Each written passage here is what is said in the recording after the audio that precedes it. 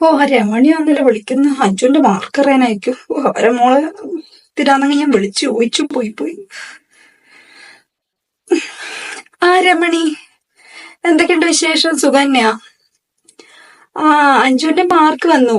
ആ, അവക്ക് 66% ഉണ്ട്. പിന്നെ മാർക്ക് ഇടപാട് തന്നെ പ്രിൻസിപ്പാളിനെ നമ്മള് വിളിച്ചു ചോദിച്ച്.